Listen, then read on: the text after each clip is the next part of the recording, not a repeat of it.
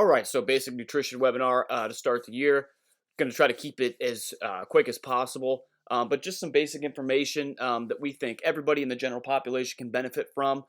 There is just so much that's going to float out there about what you should be doing. A lot of noise, and we want to try to cut through it here and talk about the basics of what people need to know.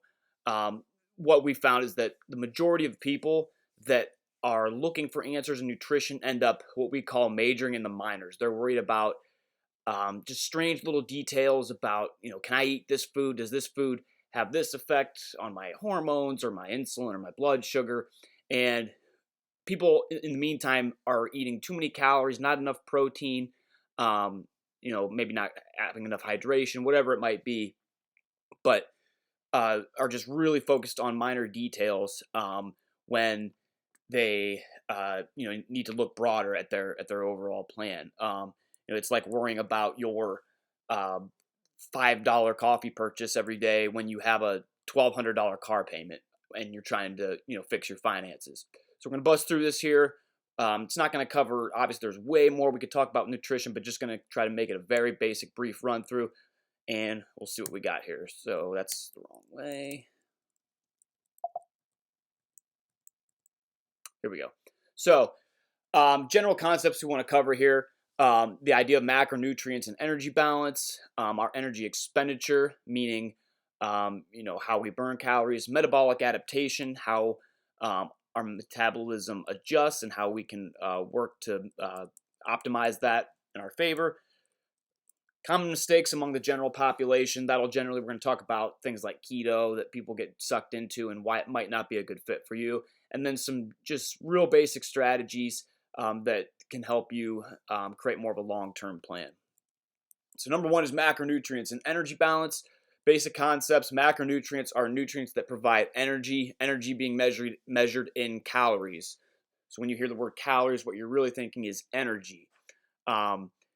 So when we get to macronutrients, what we're thinking about in general terms is protein, carbs, and fat. Those are the words we hear often when we're talking about nutrition: protein, carbs, and fat. At the bottom here, we'll see how it's broken down. So this is where our calories come from. We know if we want to lose weight, we need to eat less calories. So we need to find out the right amount of protein, carbs, and fat we're eating. With protein and carbs, you'll see at the bottom, each gram of protein and carbs is going to give you 4 calories, and a gram of fat is going to give you 9 calories per gram. So we obviously are going to have some of all 3 of these macronutrients in our diets. As we'll see, fat is going to be much more calorie dense, so that's where we have to watch out for fat in a diet. Obviously, we definitely need fat. It has plenty of benefits, but it's going to rack up your calories a lot quicker. Continuing on that, macronutrients and energy balance. When we really get down to it, this is the big one for the whole slideshow, is that fat loss and gain are all dependent on energy balance. All right, so a calorie deficit is where we have more calories burned in a day than we consumed. Or when I say in a day, I mean on a continuous basis. So day after day, you're in a deficit and you have a snowball effect. A calorie surplus is going to be more calories consumed than burned. So with a calorie deficit, you will lose weight. With a calorie surplus, you will gain weight. You must be in a calorie deficit to lose weight. There's a lot of stuff out there that tries to debunk this and pretend that calories in, calories out doesn't matter, and all the reasons that are given don't account for the fact that there is going to be a calorie deficit. There's 100 different ways somebody could get there. There's not one way to skin a cat, but if somebody is losing weight, they are in a calorie deficit.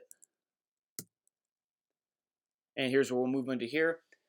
One thing we'll learn, and this is where we'll start to talk about some of the fads out there, we'll dive in later, but there is no magic formula when you're talking about carbs versus fat for losing weight. So we know protein is good, and then when we get into carbs and fat, there's all kinds of different theories about what the right way to go is. The most popular is the idea of carbs, causing weight gain. It's overall calories that are going to cause weight gain. All right, so what we'll find is that we need to have the right amounts of protein in our diet. So for everybody, that's going to be a little different, and that gets down to a little more specific, finding that out. But once we know that and how many calories we need to build a deficit, how we build out our carbs and fat to meet those goals, really isn't going to make a huge difference in our results. So this might be a good slide to pause and kind of look at this a little closer. But if we look at this first diet, let's say we determined that 2,000 calories a day will get us in a good calorie deficit to lose weight. In diet 1 on the left, we're at 2,000 calories, and let's say we've determined that 150 grams of protein is right for our goal. On the first diet on the left here, we have 150 grams of protein, 140 grams of carbs, and 93 grams of fat. If we break that down with the math that we've learned with 4 calories per gram of protein and carbs and 9 calories per gram of fat, that's going to give us right around our 2,000 calories. All right, and looking over to the right, we'll look here, still 2,000 calories, still 150 grams of protein baked into the cake. We know that's what we need. Now, we'll see with this diet on the right, we're going higher carb and lower fat. So we have 210 grams of carbs and 62 grams of fat. When proportioned out, that gives us about the same number of calories, right around that 2,000 number. Under normal conditions, when nobody's dealing with any type of weird metabolic condition, health condition, insulin issue, these two diets will yield pretty much the exact same result. Our bodies will use what's available, carbs or fat, whatever you might be feeding it, for energy. So there will not be any major difference in weight loss between these two diets. And I think this is an important slide to look at. Some people react differently to different types of diets. Some people feel like they are satisfied more on higher carbs. They feel their workouts are better fueled. Some people like fat. I've heard a lot of people that like to get fat in the morning with some type breakfast meats or peanut butter. But again, we just have to be careful with how quickly those fats can add up at that 9 calorie per gram. Oops. Keep messing it up. Okay, moving on to energy expenditure and metabolism. So now we're going to talk about how we burn calories. Our total calories burned are going to break down into these 4 different factors. All right, so we know to get our our calorie deficit or surplus, if that's your goal, we've got several different factors. We've talked about how we eat, most likely having to eat less calories to lose weight, and we can also raise the number we burn in a day. So these 4 different factors play into our total amount burned. Number 1, resting metabolic rate. This is just the amount of energy / calories it takes to keep, often the term used is to keep your lights on. Your basic body functions. If you were to lie completely motionless for a whole day, this is the number of calories it would take just to keep you alive. Resting metabolic rate is pretty set. It is somewhat genetic. Some people are luckier to have a higher rate. Some people are less lucky to have a lower rate. But it is relatively fixed in. One thing you can do is with strength training and lean muscle gain, you will see a slight increase in your resting metabolic rate as muscle tissue is a metabolic tissue, meaning it is going to take energy to maintain that muscle mass. Moving down the list, we have our non-exercise activity. This is not going to the gym, but this is just how active are you. So construction workers are going to have a higher value here than a desk worker. As far as fixing this or increasing it, this is the kind of advice you hear where they say take the stairs instead of the elevator, park in the back of the parking lot, get up and walk as much as you can. This is going to be how you boost this part of your metabolism. Moving down even more, exercise. This is your organized exercise, going to the gym, going for runs, bike rides, cardiovascular exercise, even yoga, or sports are going to fall into this category. And obviously that's self-explanatory. Just do it. Is how you get increased value here. And the last is TEF. This is the thermic effect of food.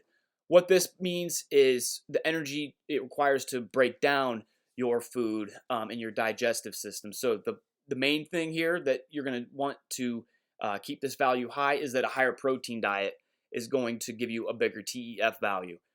It takes more calories to break down protein than it does carbs and fat. So let's say you had, again, kind of that example we looked at earlier, a 2,000 calorie diet, 2,000 calorie diets, and you had one of them with a higher protein value and one of them with a lower protein value. The overall deficit is going to be bigger on a higher protein value because it will take more of those calories just to break that protein down. Okay, now looking how we play into our calorie deficit. So when it comes to energy expenditure and metabolism, One number to keep in mind is that 3,500 calories is going to equal 1 pound of body fat. So that's a value you want to get locked into your head there, 3,500 calories. So a cumulative deficit of 3,500 calories is going to equal 1 pound loss. Obviously, it's not going to happen in one day. It's that snowball effect of day after day of consistency. So pretty simple. The example at the bottom we'll get to. If you are in a 500 deficit daily times 7 days a week, that will give you a pound a week of weight loss. And of course, an cumulative surplus of 3,500 calories will give you the 1 pound gained. So again, going down to the bottom here, you can see it laid out. If you're consistent with 500 calories of deficit Sunday through Saturday, this would give you a 1 pound per week loss. Now, an obvious point is that we never know the absolute exact number of calories we eat or burn in a day. It just takes experience, a little bit of logging likely with what you're eating, conscious decisions, and then, tracking yourself, whether it be weight or inches or whatever you might use to know we are moving in the right direction. If we are several weeks in, not seeing any change, we know we need to change something in either our diet or activity. Another example, so there's not one way to skin a cat. With this example here, we'll see that somebody gave themselves a little more leeway on the weekends, is a little more aggressive during the week. So instead of 500 consistently, this person is in a 700 deficit Monday through Friday, which allows them a little more leeway on the weekends. So they were in no deficit on Sunday or Saturday, but again, more aggressively during the week. It's still a week total of 3,500 calories deficit. So it takes discipline and responsibility. You can't just absolutely splurge on the weekends, but you can leave some some room on the weekend for drinks. Maybe if you like pizza, wings, whatever you like to go out for, just any restaurant is going to give be a little higher in calories. If you're disciplined, you can plan ahead and give more leeway. Example 3 here is going to be an example, however, of a weekend sabotaging progress. All right, so this person's starting on Monday. They're checked in 500 calorie deficit. Tuesday, good. Wednesday, good. Thursday, good. Friday, they kind of check out after work. Maybe they went out for drinks again or went out for pizza. They wiped out their deficit. They're at 0. Saturday and Sunday, they really went at it. They're in a 1,000 calorie surplus on the weekend. Now, if we add all this up, we are going to see a week total of 0, and this person is going to be frustrated week in and week out. They're not changing. So keep in mind, calories don't care what day of the week it is, what time of day it is. It all is going to be the cumulative snowball effect. So this is where we usually like to bring up the point too, that when you're looking at it like this, I'm going to say it over and over, but that snowball effect, this is where you want to worry less about how many times a day should I be eating. Should I be eating after a certain time at night? It's not going to make a massive difference. Everybody has different schedules, different appetites. So what you need to do is what works for you to get into something that looks more like this or this, right? So a big example is that at the gym, we get a lot of nurses that work 7 to 7 shifts. If I were to tell a 7 to 7 nurse, hey, you should eat 5 small meals a day, but not after 7, well, that's not going to work out very well. They're lucky to get a lunch break at work, and they're going to get home at 7:30 or 8 likely from their shift. So there's not a one-size-fits-all. Worry more about your total outlook, less about those minor details. Think about a common analogy we like to use is think about a bank budget. If you were trying to, let's say, gain wealth, you start out with $0 and you're spending, let's say you're making $100 a day, but you're spending $80. All right, so you're in a plus 20 every day. You're making $20 a day. At the end of the week, you're going to have plus $140. It's not going to matter if you spent little amounts at a time or you made one big purchase. It's not going to matter what time you spent that money. At the end of the week, you are at $140. It's not an exact analogy per se with nutrition, but more people need to think of it like that because often they let perfection get in the way of progress. Moving on to metabolic adaptation, this is the concept that our bodies have a biological want to stay where they're at. Losing weight or gaining weight is kind of a fight against our own internal biology. So with weight loss comes a slowing of our metabolism. All right, when it senses we're losing fat, our body wants to hold on to it a little more. So what it does is essentially becomes more efficient at using energy. Our bodies are getting more miles per gallon, if you will. So each calorie goes further when we have an adaptation and a drop in our metabolic rate. The more rapid our weight loss is, the more instant and rapid the adaptation is going to be. With a big weight loss, then we're going to see a quick slowing of the metabolism. So this is why we recommend a much more slow, gradual weight loss over time instead of trying to drop massive amounts of weight in a quick time, because you're going to get frustrated. Your metabolism is going to drop off, and you're going to plateau pretty quick doing it this way. And this is where we get into some mistakes, and particularly in keto. A lot of people, especially in New Year's, think I need to hop into that keto. This person said it worked. And the truth is that almost everybody, I'm willing to bet, knows somebody who could tell you, yeah, I did the keto diet. It worked really well, but yada, yada, yada. And then I put it all back on. So this is a chart we had on some of our social medias. And this kind of breaks down why that happens with keto and how you can avoid these same mistakes. The idea of the keto diet is basically, for most people aren't in a true keto diet, which involves, changes in the blood. But what most people really do is just eliminate carbs or almost eliminate carbs. The average American diet is probably, I don't have a stat, but it's probably 50% or more calories from carbs. So if in the blink of an eye you decide I'm eliminating carbs, of course that's going to be a massive drop in calories and likely get you on that route to that calorie deficit. There's not, like for most people, some magic thing they're doing with food selection. You're just taking a route to the calorie deficit. So they drop carbs, now they're in a calorie deficit, and likely much higher in protein, which is a good thing initially. From that comes a massive reduction in calories and a quick weight loss. What we've learned from this is that with a rapid weight loss, this is going to lead to a fast metabolic adaptation. So all that weight loss dropped quick, metabolism slows down, the body's way more efficient in using calories. After step 3 is where things definitely go south. So over here is where carbs are eventually reintroduced. Why? Because this is just not a realistic diet for the average American. Food is very much part of our culture. We like carbs. Sit and think about it. What I would say to somebody is, before starting keto, is, really look yourself in the mirror and think, are you going to really drop your carbs consistently for any significant period of time? If the answer is no, then you shouldn't even start, because you're likely to fall into this cycle. Find more practical ways. So the person eventually, kind of gets sick of no carbs, probably feels low energy, and they're eventually reintroduced back in. All right, so now you've added those carbs back into a diet that has led you to a quick drop in your metabolism.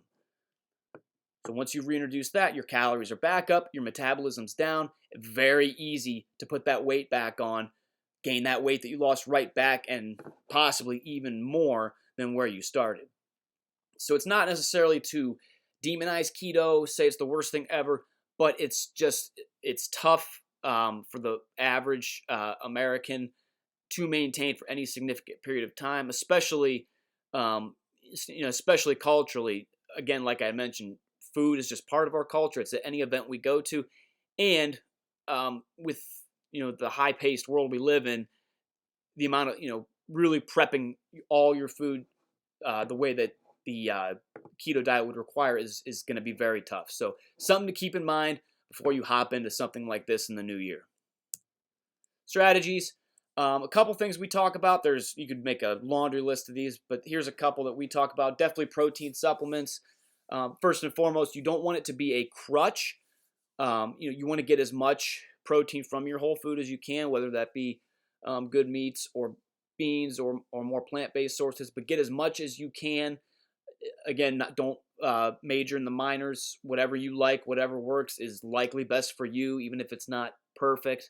And then from there, you could fill in with protein supplements. The one I pictured here is Premier Protein. People in our gym seem to like this a lot. I don't think it has to be refrigerated. It's not wildly expensive, and it's a quick 30 grams of protein. So this is good for the people that aren't eating breakfast. They're not getting any protein in them till 1 p.m. at lunch. These are easy to grab. I mean, you could drink this in the car if you needed to, or quickly before you went out the door.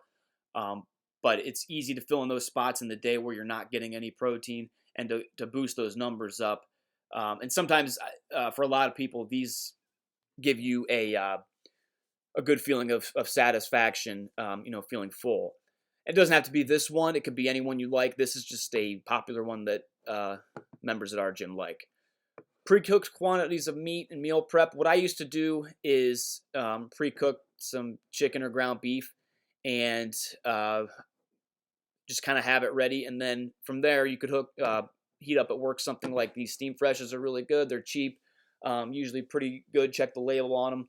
But you could toss pre-made chicken or beef onto one of these guys that you throw in the microwave for 4 minutes, and you've got a quick, pretty good lunch at work that's not going to take you too long to make. And they're not bad tasting either. And then tracking apps, MyFitnessPal is the most popular one. I definitely recommend that people track for at least some period of time. Could be for the foreseeable future. Most people aren't necessarily into tracking everything they eat forever, so but at least doing it for some period of time to help develop habits, really start to get your eyes open to how much you're eating in some of these meals, getting an idea of portion sizes, and then once you do that, a lot of times you can, be pretty dialed in on your own to know about what you need to be eating at meals to get where you need to be. But the apps make it very easy compared to pencil and paper. With MyFitnessPal, you can even just scan a barcode, and it pulls it right up, adjusts your serving size, and punches it right in, adds up your calories, carbs, protein, and fat for you automatically. So simple changes most people can benefit from. It is very simple, but not easy. So that's a kind of a key takeaway from this too. Simple does not mean easy. The not easy part is just doing it consistently. So number one is increase protein and decrease carbs, but do not eliminate. Like was mentioned earlier, most people in America are probably eating 50% or more of their calories from carbs, and their protein is not nearly high enough. So whatever strategy it might be, that's one thing that almost everybody can do. Track calories and macros for at least some time. We just kind of talked about that. Most people are likely overestimating how many calories, they're probably underestimating how many calories that they are eating. It's been studied actually, in formal settings, that even when people say they're tracking their calories, they're still undercounting how many they're really eating. So everything that goes in your mouth, whether it be everything from the oil you use to the tiny little bites you're having as you're preparing something, those all count for calories. So we need to make sure we know exactly, they're as close to as we can how many calories we're eating throughout the day here, and not letting 300-400 calories go unaccounted for. Number 3 was the big picture we talked about a few times. Worry less about minor details, focus on the big picture. I think we get that by now. And then simply move more. Again, simple but not easy. Find ways to move more. Don't think that walking is a waste of time. Some people think it's not intense enough. A good pace of walking is fantastic for anybody, and if it's more than you're doing now, then do it. Don't don't let perfection get in the way of progress. If you go from 3 to 4 hours of couch time at night to 2 hours plus an hour of walking instead, that's a step in the right direction. Always take steps in the right direction. And for some reason this was at the beginning, but I want to go to this page here. You can find us on, pull it up bigger. You can find us, here's our general information on the left, and then you can find us on several outlets of social media. But if you found this information useful, we do nutrition consult settings. It's essentially like setting up a single personal training session. So feel free, if you want to find strategies more specific to you, maybe find a calorie and macronutrient plan to get you started. We'd love to set up something with you. So feel free to contact us here on the left. But hopefully you found all this information helpful. Contact us with any questions, and good luck in 2022 with your goals.